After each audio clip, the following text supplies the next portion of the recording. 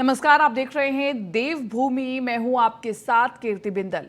देहरादून में भारतीय वन सेवा संघ का वार्षिक अधिवेशन आयोजित किया गया। सीएम पुष्कर सिंह धामी ने भारतीय वन सेवा संघ अधिवेशन का शुभारंभ किया। इस दौरान सीएम धामी ने भारतीय वन सेवा संघ से जुड़े अधिकारियों को तमाम सुझाव भी दिए। मुख्यमंत्री पुष्कर सिंह धामी ने कहा कि कोरोना काल के चलते विभागों के वार्षिक अधिवेशन नहीं हो पाए थे और इसलिए वन विभाग के साथ बैठक की गई, जिसमें कई अहम बिंदुओं पर चर्चा हुई। साथ ही जो हमारा लक्ष्य है कि 2025 तक उत्तराखंड को अग्रणी राज्य बनाना है, उसमें वन विभाग भी अपना संपूर्ण योगदान देगा और हमारी सरलीकरण, समाधान व निस्तारण की नीति को अपनाते हुए आगे की प्रक्रिया पर विचार विमर्श भी किया जा रहा है।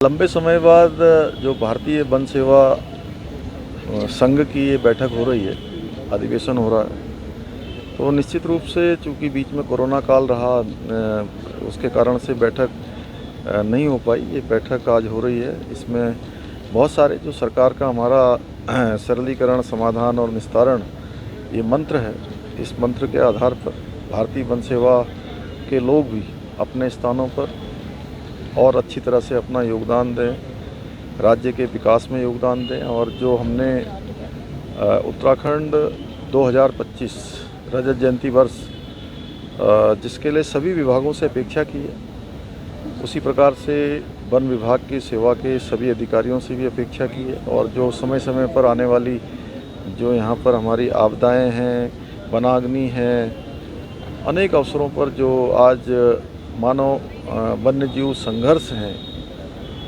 उन सभी पर ठीक प्रकार से यहाँ पर चिंतन होगा। और उस चिंतन से निश्चित रूप से आने वाले समय में प्रदेश के लोगों को जो वन पंचायतों से जुड़े हैं, अन्य प्रकार से वनों के कारण से जो विकास के कार्य हैं जो प्रभावित होते हैं, उन सब पर भी सरलीकरण की प्रक्रिया आगे बढ़ेगी, ये काम आगे बढ़ेंगे। ये निश्चित रूप से प्रदेश हित में ये अधिवेशन एक सार्थक पहल के रूप में होगा। अभी जो आईएफएस मीट है, जो Uttarakhand chapter, because IFS associations पूरे कंट्री में है, तो उत्तराखंड जो चैप्टर है ये हम लगभग 3 साल बाद मिल रहे हैं। और इस एसोसिएशन मीट का जो मुख्य उद्देश्य है वो यही होता है कि हम अपने जो सर्विस है उसका राज्य के विकास में कैसे बेहतर योगदान दे सकें। इसके साथ साथ जो सर्विस से रिलेटेड मैटर्स हैं, चाहे प्रमोशन के हों, चाहे पोस्टिंग्स के हों या और कोई अन्य मैटर हों, उन सब को भी हम शासन के, सरकार के सामने रख सकें। तो इसी को लेके ये आज शुरुआत हुई है। ये हमारा इनॉग्रल सेशन था जिसमें माननीय मुख्यमंत्री जी पधारे हैं, माननीय वन मंत्री जी भी पधारे थे। तो अब ये मंथन चलेगा लगभग 2 दिन। और परसों हिज एक्सेलेंसी जो महामहिम उत्तराखंड श्री राज्यपाल हैं, उनके द्वारा इसका समापन किया जाना है। और इसमें जो भी मंथन में निकलेगा, इसकी पूरी रिपोर्ट हम शासन के समक्ष रखेंगे। अभी जोशीमठ में भूदसाव का सिलसिला लगातार जारी है। आए दिन भवनों में दरारों में वृद्धि हो रही है, जिसको लेकर सूबे के मुख्यमंत्री पुष्कर सिंह धामी लगातार अधिकारियों के साथ समीक्षा बैठक करते हुए मौजूदा हालातों के बारे में जानकारी ले रहे हैं। मुख्यमंत्री का कहना है कि जोशीमठ से लोगों को विस्थापित करने का कार्य लगातार किया जा रहा है और किसी भी निवासी को किसी प्रकार की कोई परेशानी ना हो, इसको लेकर भी अधिकारियों को निर्देशित किया गया है। जोशीमठ की रोज़ी हम लोग रोज़ मैं स्वयं मॉनिटरिंग करता हूं और लगभग 270 के लगभग मकान खाली कराए जा चुके हैं अभी तक, जो से प्रभावित थे। और बाकी वहां पर 70% के लगभग जनजीवन पूरी तरह से सामान्य है। वहां के बाज़ार भी खुले हुए हैं, वहां के सब काम भी चल रहे हैं। और आगे जो पुनर्वास होना है, उस पुनर्वास के लिए भी हम लोग काम कर रहे हैं। भारत सरकार से भी लगातार संपर्क में 8 प्रमुख संस्थान वहाँ पर अपने अध्ययन कर रहे हैं, अनुसंधान कर रहे हैं। उनकी रिपोर्टें आ जाएंगी जल्दी ही। और एनडीएमए भी वहाँ पर काम कर रही है। उन सब की रिपोर्ट आने के बाद एनडीएमए जो उन सब को कंपाइल करेगी और कंपाइल करने के बाद हम लोग आगे की कार्रवाई की, जो नए स्थान हमने ढूंढने हैं, वहाँ पर पुनर्वास होना है, उन सब के लिए काम कर रहे हैं फौरी तौर पर। अभी ठंड का मौसम है, कड़ाके की ठंड पड़ रही है, बर्फ़बारी भी हो रही है, बारिश भी हो रही है। तो वहाँ पर जो भी लोग आपदा प्रबंधन के काम में लगे हैं, जिलाधिकारी अन्य को यहाँ से लगातार कहा गया है कि किसी भी प्रकार की जो ठंड में ज़रूरत के सामान हैं, ज़रूरत की चीज़ें हैं, हीटर इत्यादि हैं, कपड़े हैं और कुछ जो बीमार लोग हैं, शारीरिक रूप से स्वस्थ नहीं हैं, उनके लिए अगर जो मेडिकल की ज़रूरत पड़ती है, दवाइयों की ज़रूरत पड़ती है, उन सभी के उचित प्रबंध के लिए भी लगातार कहा जा रहा है। जोशीमठ की मुख्यमंत्री पुष्कर सिंह धामी ने मां डांट काली मंदिर देहरादून में हवन पूजन कर मां महाकाली से प्रदेशवासियों की सुख समृद्धि और खुशहाली की कामना की और इस अवसर पर उन्होंने कन्या पूजन और प्रसाद वितरण भी किया। तस्वीरें आपको दिखा रहे हैं देहरादून से, जहां पर आप देख सकते हैं मुख्यमंत्री पुष्कर धामी ने मां महाकाली के दर्शन पूजन किए और परिवार सहित हवन यज्ञ में वो शामिल हुए और कन्या पूजन भी किया।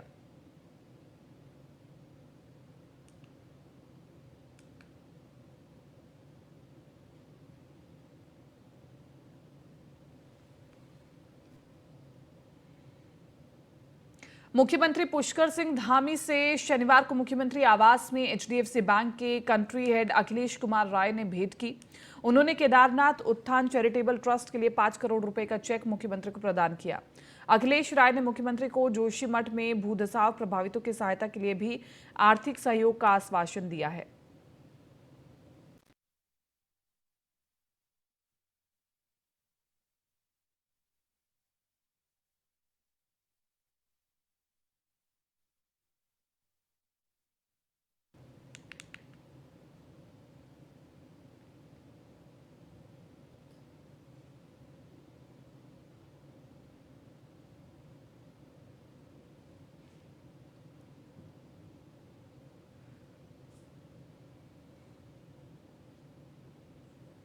प्रदेश भर में परीक्षा पे चर्चा कार्यक्रम आयोजित किया जा रहा है। सरकार के मंत्री परीक्षा पे चर्चा कार्यक्रम के तहत बच्चों के बीच में पहुंच रहे हैं और इसी कड़ी में शनिवार को कृषि मंत्री गणेश जोशी राजकीय इंटर कॉलेज देहरादून स्थित किशनपुर पहुंचे, जहां छात्र छात्रों द्वारा बनाई गई सुंदर पेंटिंग को देखा गया। इस मौके पर गणेश जोशी ने कहा कि आज हमारे बच्चे लगातार आगे बढ़ रहे हैं और बच्चों को सही मार्गदर्शन मिलते ही और वो आगे बढ़ेंगे।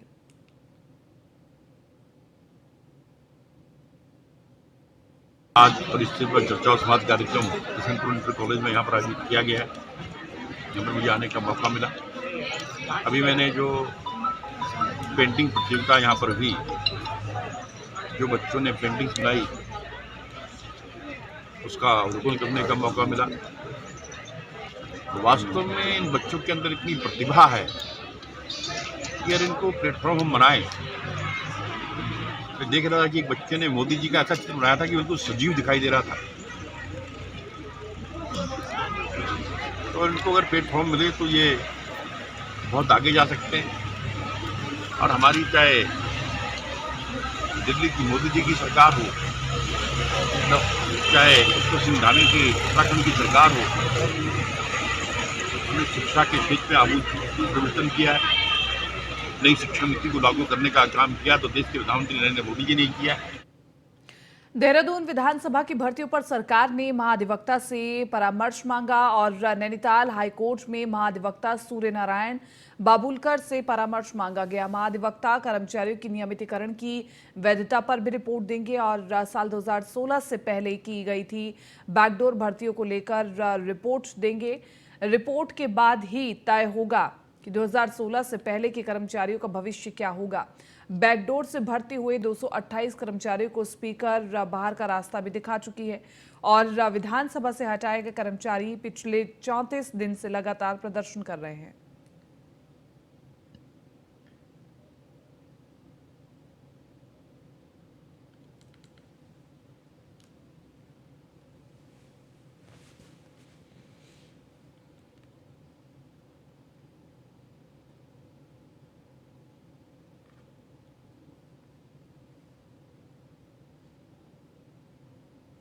विधानसभा के बर्खास्त कर्मचारी अपनी बहाली के लिए 34 दिनों से विधानसभा के बाहर अनिश्चितकालीन आंदोलन पर बैठे हुए हैं। विधानसभा के बाहर सभी बर्खास्त कर्मचारियों ने थाली पीट कर नारेबाजी की और अपनी बहाली की मांग की है। बर्खास्त कर्मचारियों का कहना है कि विधानसभा अध्यक्ष रीतू खंडूरी भूषण ने आधा अधूरा न्याय किया है।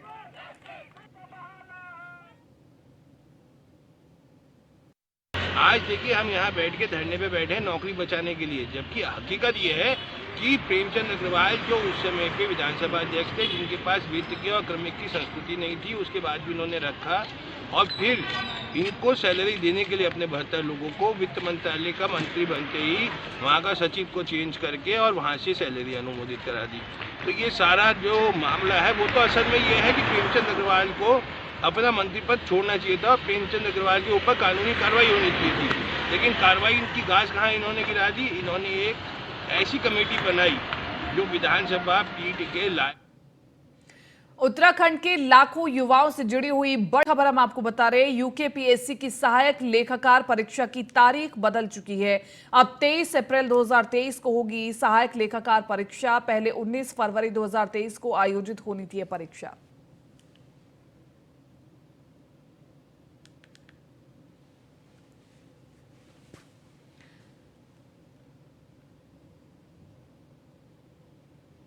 उधम सिंह नगर जिले में इन दिनों अपराधियों के हौसले बुलंद है, जिसके चलते अब अपराधी दिन दिहाड़े आपराधिक घटनाओं को अंजाम दे रहे हैं। और ऐसा ही कुछ दिखा मुख्य बाजार काशीपुर रोड स्थित सागर मोबाइल की दुकान में, जहां एक बदमाश ने तमंचा दिखाकर दुकानदार से आईफोन 14 लूट लिया। हालांकि उसका ये प्रयास सफल नहीं हो पाया, क्योंकि दुकान के बाहर खड़े 2 युवकों ने उसे दबोच लिया और पुलिस के हवाले कर दिया। पुलिस ने आरोपी से एक तमंचा और 2 कारतूस बरामद किए। वहीं मोबाइल लूटने की यह घटना शॉप में लगी सीसीटीवी में कैद हो गई है।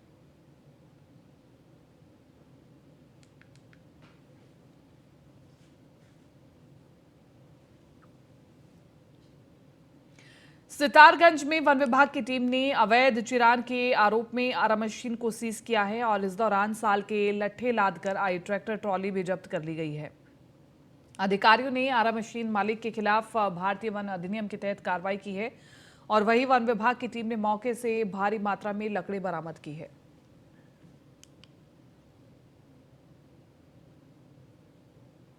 लकड़ी का चिरान हो रहा था, जिसकी सूचना पर वन विभाग ने छापा मारा तो एक ट्रैक्टर ट्राली सीज की है और कुछ लट्ठे भी बरामद हुए हैं। इसी क्रम में उस आरा मशीन को अग्रिम आदेशों तक सीज किया गया। लकड़ी के कागज़ नहीं थे, चिरान हो रहा था जिस लकड़ी का परमिशन है, लाइसेंस है उसका, तो अग्रिम आदेशों तक श्रीमान प्रभागी वनाधिकारी महोदय के अग्रिम आदेशों तक उसे सीज किया गया। लकड़ी का चिरान हो रहा था, जिसकी सूचना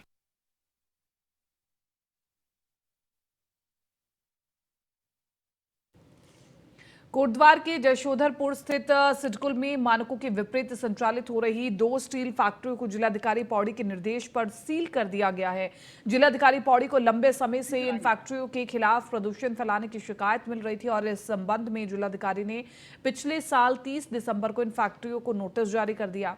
आपको बताएं कि जशोधरपुर सिडकुल स्थित वर्तमान में 17 इकाई संचालित है। कोटद्वार नगर निगम के वार्ड नंबर 40 स्थित स्टील इकाइयां क्षेत्र में पर्यावरण प्रदूषण के मानकों के विपरीत संचालित हो रही थी। स्थानीय लोगों व पार्षदों और मनीष भट्ट ने पूर्व में जिलाधिकारी पौड़ी व स्थानीय विधायक एवं विधानसभा अध्यक्ष से शिकायत की थी। शिकायत के बाद जिलाधिकारी पौड़ी ने उत्तराखंड प्रदूषण नियंत्रण बोर्ड की टीम से जांच कराई। जांच में जशोधरपुर सिडकुल में 6 स्टील इकाइयों द्वारा मानकों को पूर्ण नहीं करने की रिपोर्ट जिलाधिकारी पौड़ी की ओर से की गई। देखिए, जैसे कि अभी जो भी अप्रिय घटनाएं कुछ अगर यहाँ पर होती है, अगर ऐसे कुछ शिकायत आती है तो हमारे भी यहाँ पर एक चौकी भी है खुली हुई है, संबंधित थाने में इन्फॉर्मेशन दे सकते हैं। सिडकुल के यहाँ पर अधिकारी भी रहते हैं, आराम वगैरह भी रहते हैं, उनके दे सकते हैं। हम लोग स्वयं भी यहाँ कोटद्वार में निवासरती हैं, आप यहाँ पर भी अपनी कोई शिकायत दे सकता है। निश्चित तौर से अगर कोई भी जैसे किसी के वेतन में कमी है या किसी को वेतन नहीं दिया जा रहा है या जबरदस्ती भगाया जा रहा है, शोषण किया जा रहा है, ऐसे कोई भी शिकायत प्राप्त होगी तो डिफरेंट केस में कार्रवाई की जाएगी। सितारगंज पुलिस प्रशासन की टीम ने नकुलिया रोड पर सिंगल यूज पॉलिथीन बनाने वाली फैक्ट्री पकड़ी है और इस कंपनी को सील कर दिया गया है। साथ ही यहां से 70 कुंटल पॉलिथीन और कच्चा माल बरामद हुआ है। प्रशासन ने सिंगल यूज प्लास्टिक को सील कर दिया है। जांच की जाएगी। हमने जो है बिजली का बिल इत्यादि सब लिया है, उसके देख के जाँच की जाएगी। काफ़ी दिनों से अपने सूत्रों से हमें पता चल रहा था कि यहाँ पे एक अवैध फैक्ट्री जो है वो जो पॉलीथीन सिंगल यूज प्लास्टिक है, सिंगल यूज पॉलीथीन है, उसका निर्माण कर रही है। तो इसी की दृष्टि के तहत छापा मारा गया और भारी मात्रा में जो है इसमें सिंगल यूज पॉलीथीन मिली है और लगभग 7 मशीनें इसमें फर्स्ट फ्लोर पे हैं और ग्राउंड फ्लोर पे 8 मशीनें हैं, 240 के लगभग जो है वो पॉलीथीन के बड़े जो कट्टे हैं वो बरामद हुए हैं। एक कट्टा लगभग 25 kg के आसपास का है। कार्रवाई भी जारी है, अभी हम सीज कर रहे हैं। अल्मोड़ा के भातखंडे हिंदुस्तानी संगीत महाविद्यालय में प्रवेश प्रक्रिया शुरू हो चुकी है। आपको बता दें कि भातखंडे हिंदुस्तानी संगीत महाविद्यालय में 4 विधाएं सिखाई जाती हैं, जिसमें संगीत, सितार, कथक और भरतनाट्यम बच्चे यहां सीखते हैं। यहां 11 साल से लेकर 21 साल के बच्चे प्रवेश लेते हैं। प्रभारी प्रधानाचार्य के मुताबिक वर्तमान में करीब 172 बच्चे यहां पर संगीत सिखा रहे हैं। जो शिक्षण कार्यक्रम का 17 फरवरी से शुरू होगा, लेकर के 15 फरवरी तक प्रवेश फॉर्म जो भी है आए हैं तो ले जा सकते हैं, 20 रुपया शुल्क दे करके ले जा सकते हैं। और 21, 22, 23 को हम लोगों ने उनका बच्चों का इंटरव्यू रखा है। उसके बाद जैसे ही वो फीस जमा करेंगे 27 फरवरी से हम लोगों के शिक्षण कार्यक्रम प्रारंभ हो जाएगा। एक दूसरा जो है, कुछ बच्चों जिन बच्चों ने जो ये प्रवेशिका में होगा या प्रथमा में होगा, और अन्य बच्चों जिसका अगर रिजल्ट आ गया हो, कोई अगर बीच में है तो वो एडिशन लेकर के उन शिक्षण अपने संस्थाओं में, चाहे हमारे जो विधाएं हैं, गायन है या कथक है या भरतनाट्यम है या सितार में है, जहाँ भी एडिशन लेना चाहे ले सकता है। अल्मोड़ा की कामिनी कश्यप आवारा पशुओं के लिए किसी फरिश्ते से कम नहीं है। कामिनी ने अपने घर में 1, 2 या 5 नहीं बल्कि 100 से भी ज्यादा बेजुबानों को बच्चों की तरह पाल रखा है, और वही उनके इस पशु प्रेम की हर कोई प्रशंसा कर रहा है। कामिनी कश्यप अल्मोड़ा की रहने वाली हैं और यहीं पर उनका जन्म हुआ और उनका जीवन यहीं पर बीत रहा है। पेशे से वकील कामिनी कश्यप को सड़कों पर घूमते हुए भूखे प्यासे जानवरों को देखकर रहा नहीं जाता। ये काम उन्होंने 40 साल पहले शुरू कर दिया था। कामिनी ने इन आवारा पशुओं को नया जीवन दान देने के लिए अपनी सारी खुशियां कुर्बान कर दी। आज वो पूरा दिन इन पशुओं की सेवा में ही लगी रहती हैं। कामिनी बताती हैं कि उन्हें तो याद भी नहीं है कि अब तक उन्होंने कितने जानवरों को पाल पोस कर बड़ा किया है। कामिनी बताती है कि फिलहाल उनके पास लगभग 50 से 60 कुत्ते हैं और 35 से ज़्यादा गाय के बछड़े हैं, और इतना ही नहीं, लगभग 20 उनके पास बकरियां भी मौजूद हैं। हैरानी की बात तो ये है कि कामिनी कश्यप के पास जो भी जानवर है, ना तो वो दूध देते हैं और ना ही उनसे कुछ काम लिया जा सकता। बावजूद इसके गृहिणी होते हुए भी उनके लिए दिन रात लगी रहती है।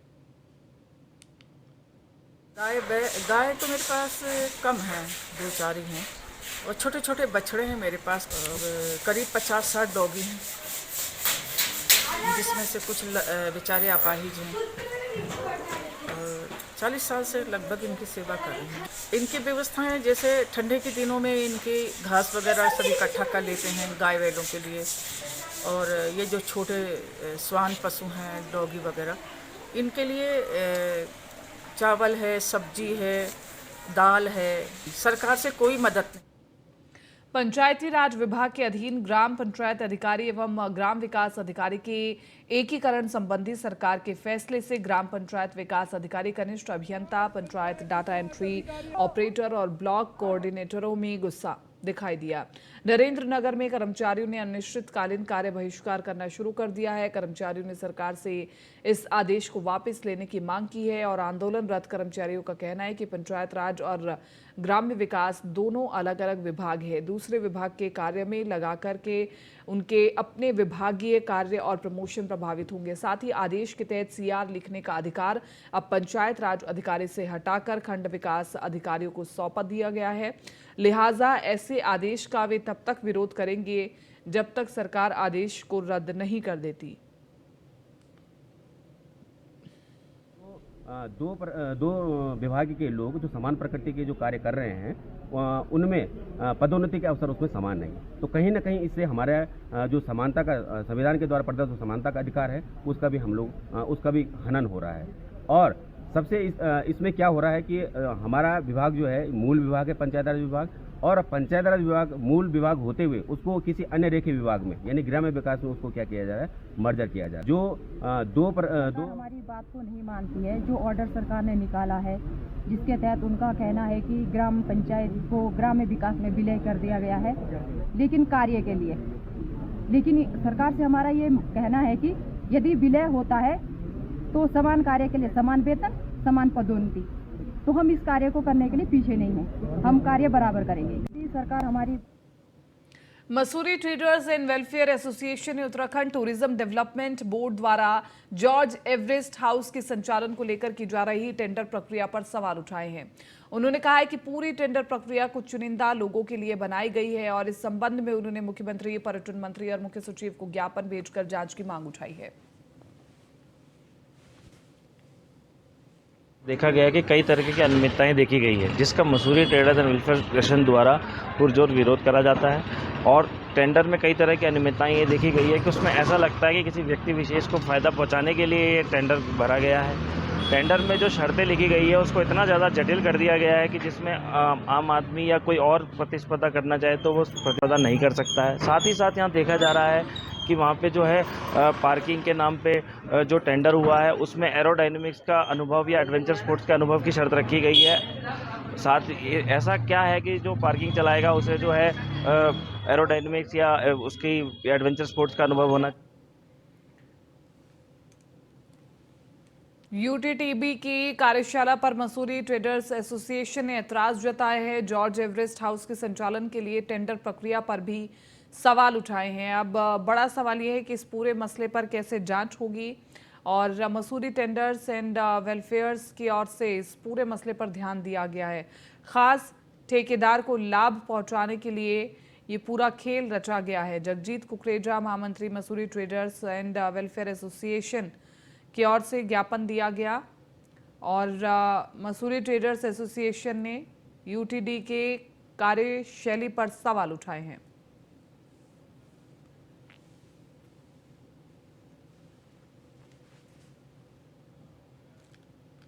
मौनी अमावस्या के मौके पर हरिद्वार में गंगा स्नान करने के लिए श्रद्धालुओं की भारी भीड़ उमड़ रही है। मौसम खराब होने और भीषण ठंड के बावजूद श्रद्धालु गंगा में आस्था की डुबकी लगाकर पुण्य और मोक्ष की कामना कर रहे हैं। आपको बता दें कि मौनी अमावस्या पर गंगा स्नान करने के लिए शुक्रवार देर रात से ही श्रद्धालुओं का हरिद्वार पहुंचना शुरू हो गया था। धर्म नगरी में दूर दूर से श्रद्धालु आए हैं। ऐसी मान्यता है कि मौनी अमावस्या पर मौन रहकर मां गंगा में स्नान करने और दान करने से कष्ट दूर होते हैं और मनोकामनाएं पूरी होती है, साथ ही पुण्य और मोक्ष की प्राप्ति होती है। मौनी अमावस्या को लेकर मां गंगा में स्नान करने के लिए तमाम जगह से हरिद्वार में श्रद्धालु पहुंच रहे हैं और मेरे पीछे देख सकते हैं हर की पौड़ी का यह नज़ारा है और यहाँ पर सुबह से ही श्रद्धालु मां गंगा नदी में स्नान करने के लिए यहाँ सुबह से ही पहुँच रहे हैं, क्योंकि मौनी अमावस्या के दिन दान पुण्य का विशेष महत्व है कि अमावस्या 12 यूँ तो साल में 12 अमावस्या आती हैं, लेकिन जो मौनी अमावस्या है इसका विशेष महत्व है। तो हमारे साथ पंडित जी भी हैं, आइए पंडित जी से बात करते हैं। पंडित जी, आज मौनी अमावस्या है, क्या इसका विशेष महत्व है? आज देख रहे हैं आप, प्रातः काल से गंगा स्नान प्रारंभ हो चुका है। आज के दिन मौन रह करके गंगा स्नान करने का विशेष महत्व है। प्रातः काल से सूर्योदय से ही पितरों का जल दान तर्पण विशेष महत्व माना गया है। आज पद्म पुराण के अनुसार ब्रह्मा जी ने स्वयंभू के अनुसार ही आज गंगा स्नान करके पितरों को मुक्ति एवं पितरों को मोक्ष की कामना करते हुए समस्त पितरों को मोक्ष की प्राप्ति होती है। किस तरह का दान पुण्य होता है आज के दिन? पिंडदान, तर्पण, क्रिया, श्राद्ध, गंगा पूजन, जलदान, संकल्प, इसे ही दान का महत्व है। बिल्कुल, क्योंकि आज सुबह से ही श्रद्धालु हरिद्वार में यहाँ पहुँच रहे हैं, क्योंकि पवित्र नदियों में स्नान करने का विशेष महत्व है। मेरे पीछे भी आप देख सकते हैं पूरी तरह से तमाम जो लोग हैं, श्रद्धालु हैं, दूर दूर से यहाँ पर पहुँचे हुए हैं और इसी को लेकर तमाम जो जगह से कोने कोने से यहाँ पर श्रद्धालु हरिद्वार पहुँच रहे हैं। प्रशासन के द्वारा भी पूरी व्यवस्था यहाँ पर बनाई गई है, क्योंकि आज के दिन की बड़ी ही विशेष महत्व। अपने सहयोग के साथ मैं सुमित सैनी, न्यूज़ 1 इंडिया, हरिद्वार। फिलहाल बुलेटिन में मेरे साथ इतना ही। बने रहिए न्यूज़ 1 इंडिया के साथ।